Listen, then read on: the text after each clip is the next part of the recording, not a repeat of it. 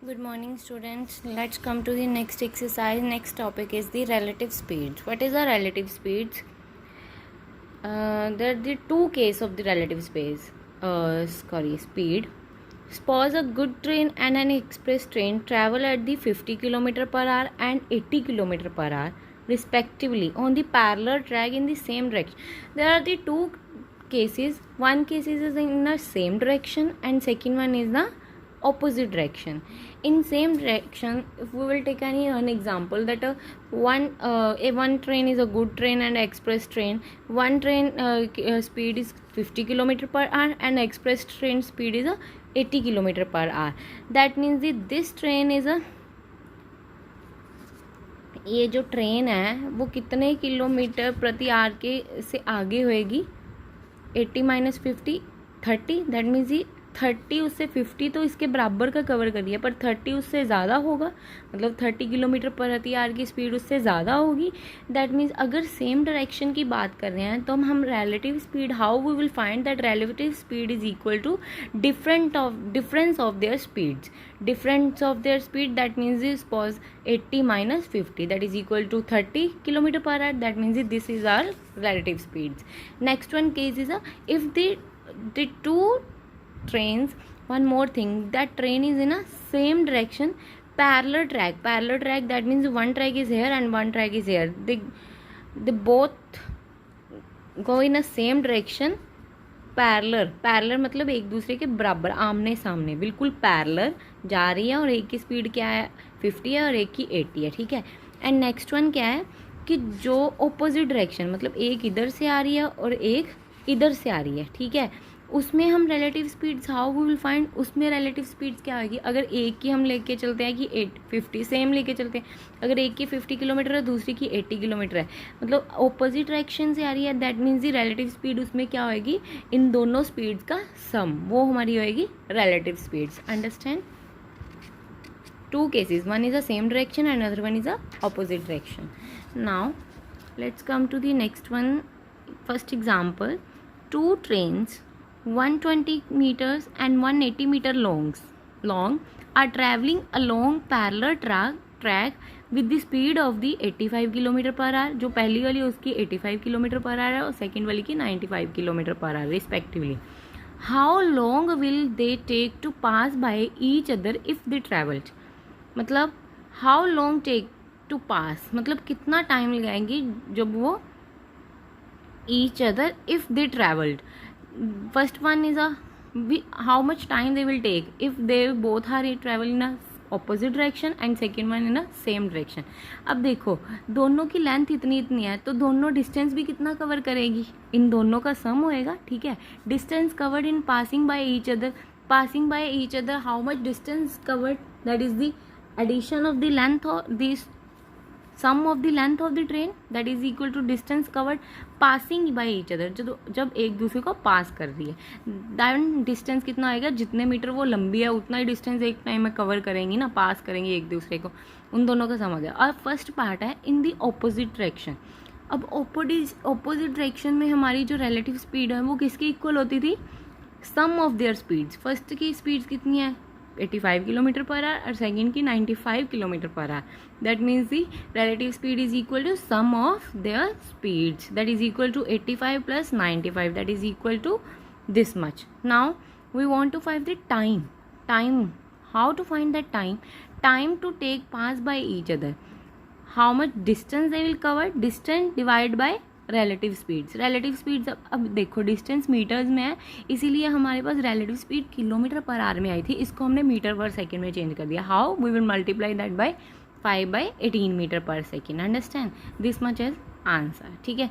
Now time, how will find distance upon speed, that is equal to 6 second. Same in a same direction में अब relative speed क्या आ जाएगी, difference of their speed, that is equal to 95 minus 85. Understand.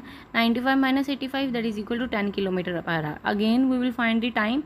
How we will find, firstly we will convert this into meter per second, after that divide and what we will get, this much. Understand. Different speeds का जब भी find करना होता तो आपको पता ही है, बड़े वाली हम आगे लेंगे और जो छोटा होगा वो पीछे लेंगे. ठीक है. Now a 100-meter long train travel at 45 kilometer per hour and a man walk at 5 kilometer per hour. How much time will the train take to pass by him if they travel in the same direction and opposite direction? Now अब किसकी बात कर रहे हैं? एक train की और एक मैन की बात कर रहे हैं, ठीक है. अब एक 100 मीटर लॉन्ग ट्रेन है, ठीक है. दैट मीन्स द डिस्टेंस भी कितना कवर करेगी वो, जब एक मैन को पास करेगी तो डिस्टेंस भी कितना कवर होएगा? 100 किलोमीटर 100 मीटर होएगा, 100 मीटर का ही डिस्टेंस होएगा cover. That is our distance covered by the train passing by the man this much. Now next one, they both are in a same direction, then the relative speed is equal to difference of their speed 45 minus 5, that is equal to 40 kilometer per hour. Now again we will find the time. How we will find the how much time to take pass the same direction and opposite direction. Now time taken by the train to pass a man, how we will find distance upon relative speed, that is equal to this much. Again we will change this into meter per second because the distance is also given in meter per second, so meter, so we will change that speed also in a meter, not in a kilometer. Next one is again same opposite direction, but we will do sum of their speed this much. Again we will change in a meter per second. Meter per second के लिए 5/10 से multiply कर दें. This much is now time, that is equal to 100 divided by this much. This one is the answer. Next example, a dog pursue a hare at the speed of the 54 km per hour while the hare is run at the 36 km per hour. मतलब क्या है, जो dog है वो पीछे है hair मतलब खरगोश के इतनी स्पीड से वो जा रहा है और जो हेयर की स्पीड है वो इतनी स्पीड से रन कर रहा है. After what distance and time will the dog able to catch the hare, मतलब after how much distance and how much time will dog take to able to catch the hare, मतलब कि इसको catch मतलब उसके तक पहुंचने के लिए हाउ मच डिस्टेंस, कितना डिस्टेंस और कितना टाइम लगेगा डॉग को.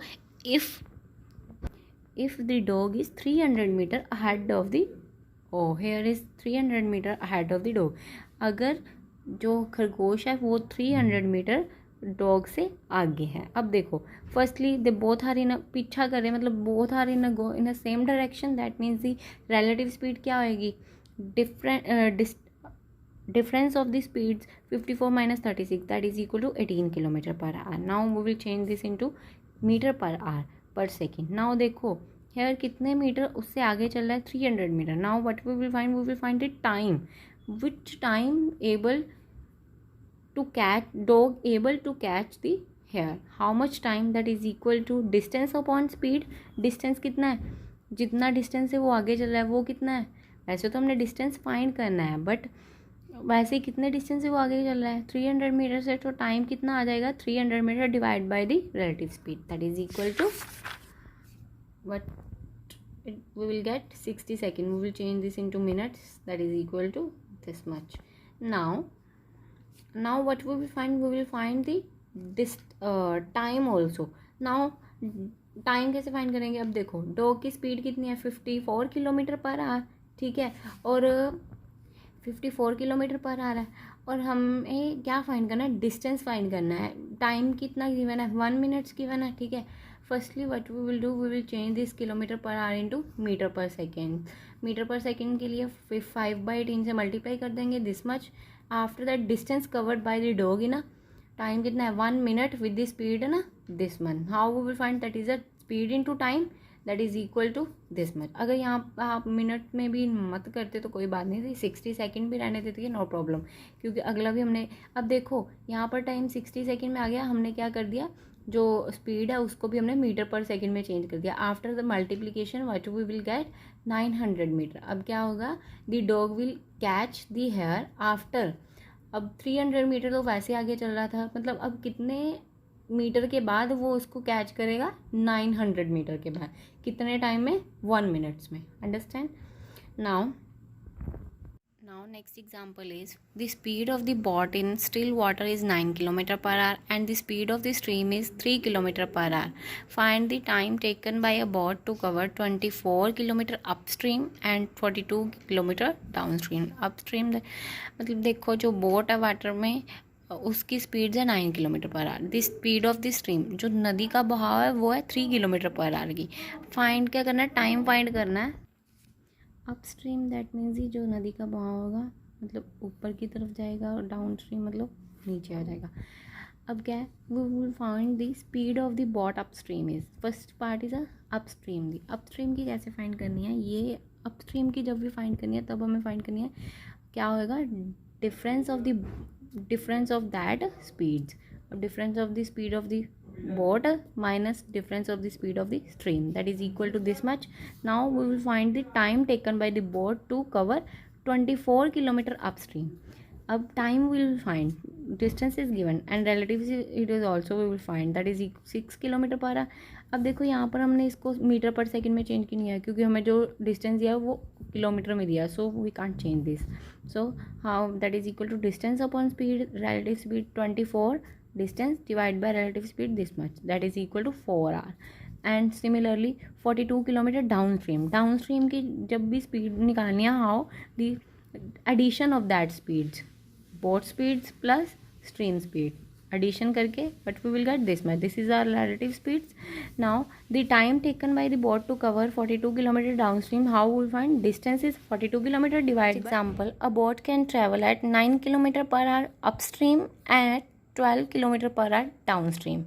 Now the speed we have given the upstream and downstream. Find the speed of the boat in a still water and the speed of the stream. We want to find, in a previous speed of the boat and the water is given, we will find the time, but in that in previous we will find, firstly we will find the relative speed also, but in that now the speed of the upstream and downstream is given. Now we will find the speed of the boat and the speed of the stream. We will take, let us take the speed of the boat in a water x kilometer per hour and speed of the stream in a water be a y kilometer per hour. अब देखो given that the speed of the boat upstream की speed कितनी की है 9 kilometre per our, देखो upstream की इतनी बताई हुई है, अपस्ट्रीम में वैसे भी हम स्पीड्स का क्या करते हैं, जो भी स्पीड्स बोट और वाटर की होती है उसको क्या करते हैं, सब्ट्रैक्ट करते हैं।